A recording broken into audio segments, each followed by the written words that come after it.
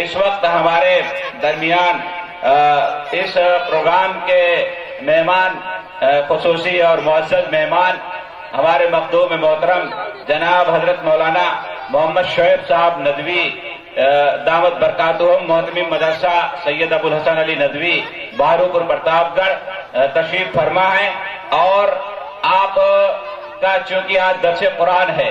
پرتاپ گڑھ میں آپ درس قرآن دیتے ہیں، اس لیے میں چاہتا ہوں کہ مولانا کو جانا بھی ہے تو مولانا اپنے تاثرات پہلے ہی پروگرام کے درمیان اپنے مختصر تاثرات آپ کے سامنے پیش فرما دیں۔ میں مولانا کو دعوت سخن دیتا ہوں، تشریف لائیں۔ بسم اللہ الرحمن الرحیم، الحمد للہ رب العالمین والصلاة والسلام علی سید المرسلین وعلى آلہ واصحابہ وازواجہ وذریاتہ وآل بیتہ اجمعین وبارک وسلم تسلیما کثیرا کثیرا، اما بعد۔ اعوذ باللہ من الشیطان الرجیم، بسم اللہ الرحمن الرحیم۔ ام کنتم شہداء اذ حضر یعقوب الموت اذ قال لبنیہ ما تعبدون من بعدی قالوا نعبد إلهك وإله آبائك إبراهيم وإسماعيل وإسحاق إلها واحدا ونحن له مسلمون۔ محترم جناب ڈاکٹر حبیب احمد صاحب، مولانا فرحان صاحب اور اس مدرسے کے جملہ ذمہ داران، خاص طور پر ہمارے عمران بھائی اور تمام اساتذہ اور اراکین اور آئے ہوئے ہمارے محترم بھائیوں اور دوستوں اور ماؤں اور بہنوں، آج کا یہ پروگرام جو آپ کے الفاروق مدرسہ الفاروق میں منعقد ہو رہا ہے، میں نے پروگرام کے کئی حصے سنے، ماشاءاللہ یہ پروگرام بڑا نمایاں اور بڑا ہی خوشنما اور بڑا ہی دلچسپ پروگرام ہے۔ میری طبیعت چاہ رہی تھی کہ میں اخیر تک اس پروگرام میں بیٹھوں اور پروگرام کو سنتا رہوں، لیکن کچھ مجبوری ایسی ہے کہ مجھے درمیان سے جانا پڑ رہا ہے، جس کا مجھے افسوس بھی ہے اور میں آپ حضرات سے معذرت خواہ ہوں۔ محترم دوستوں، میں بات زیادہ لمبی نہیں کرنا چاہتا، درمیان کا وقفہ ہے۔ میں نے قرآن پاک کی ایک آیت پڑھی ہے جس کے اندر اللہ رب العزت نے ایک واقعہ بیان فرما کر تمام مسلمانوں کو ایک نصیحت اور ایک بہت زبردست پیغام دیا ہے۔ اس میں حضرت یعقوب علیہ السلام کا ایک واقعہ ہے۔ جب ان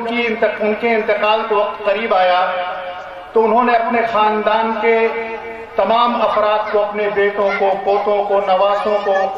اور گھر کی تمام عورتوں کو انہوں نے اکٹھا کیا اور ان سے انہوں نے یہ سوال کیا۔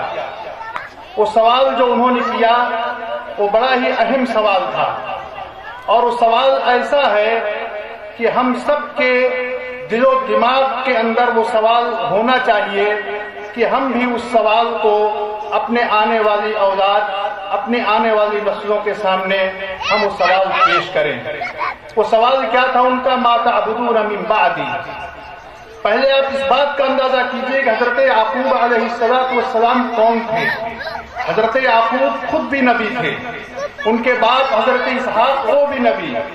ان کے باپ حضرت ابراہیم علیہ السلام وہ بھی نبی، حضرت یعقوب کے بیٹے حضرت یوسف علیہ السلام بھی نبی، نبیوں کا گھرانہ ہے۔ اب آپ اندازہ کیجئے اس نبی کے اس گھرانے کے اندر کیا باتیں ہوتی ہوں گی۔ ہر وقت دین کی باتیں، آخرت کی باتیں، ایمان و یقین کی باتیں ہوتی ہوں گی، لیکن ان ساری چیزوں کے باوجود ایک عظیم الشان پیغمبر کو اپنے آخری وقت میں سب سے زیادہ جس چیز کی فکر ہے اور سب سے زیادہ جو چیز اس کے دل و دماغ پر حاوی ہے کہ مرتے دم اور جس وقت سانس نکل رہی ہے،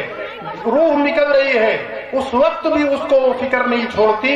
اور اپنے بچوں کے سامنے وہ یہ سوال رکھتا ہے ما تعبدون من بعدی، کہ تم بتاؤ میرے بعد تم کس کی عبادت کرو گے،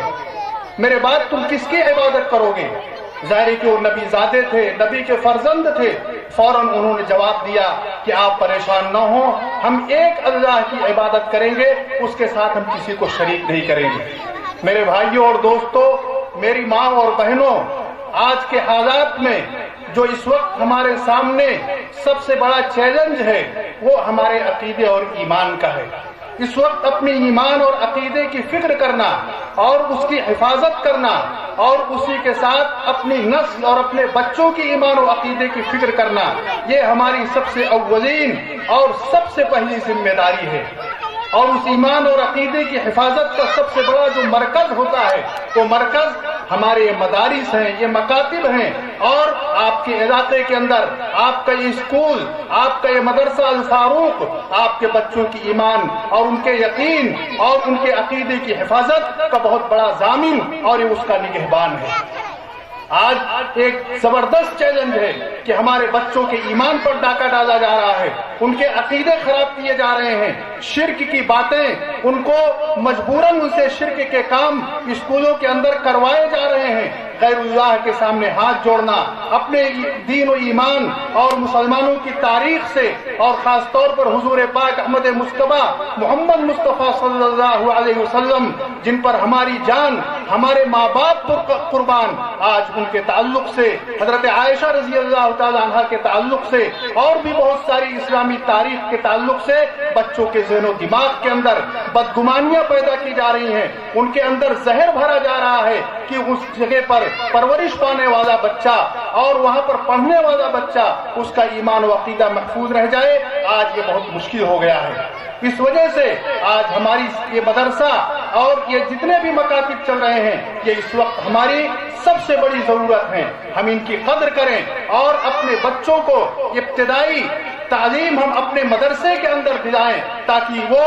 دین بھی سیکھیں، اپنے ایمان و عقیدے کی بھی حفاظت کر سکیں، اور اس کے ساتھ جو عصری تعلیم ہے جس سے اسلام منع نہیں کرتا ہے اور اسلام کا آغاز ہی پڑھنے پڑھانے سے ہوا، سب سے پہلی وحی جو حضور پاک علیہ الصلوۃ والسلام پر غار حرا کے اندر اتری، اس کے اندر پڑھنے کا تذکرہ تھا۔ اقرأ بسم ربک الذی خلق، پڑھو تم اپنے پروردگار کے نام سے جس نے پیدا کیا۔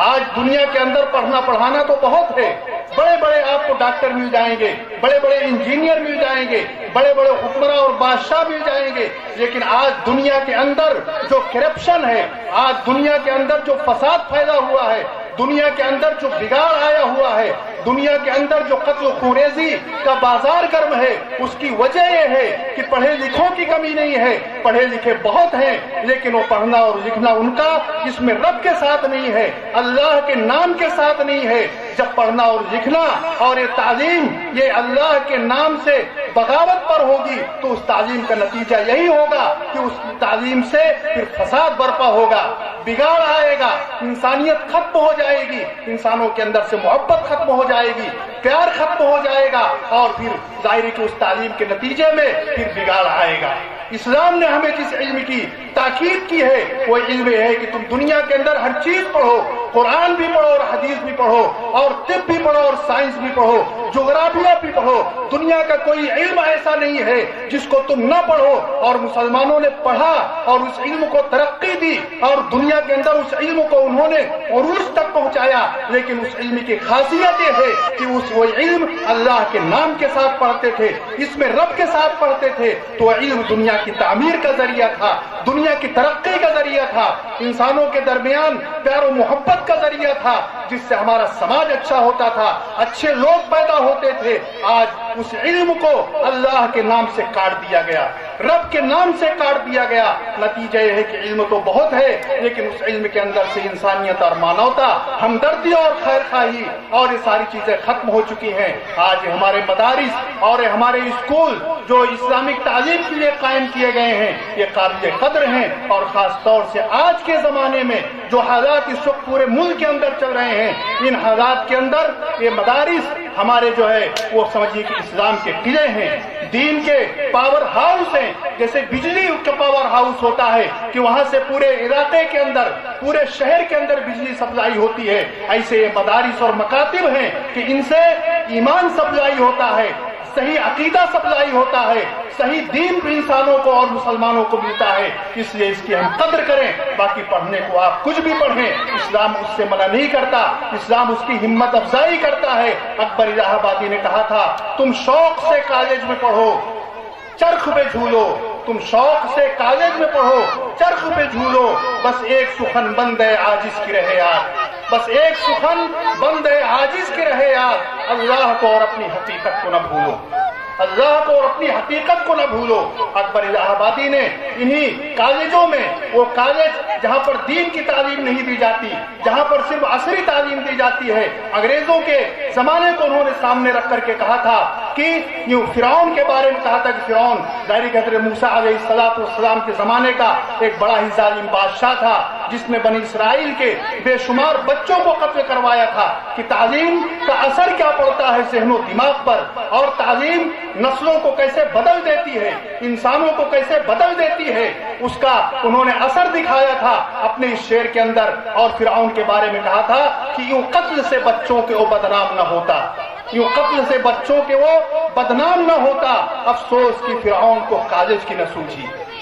کہ فرعون نے جو بنی اسرائیل کے بے شمار بچوں کو قتل کروایا، وہ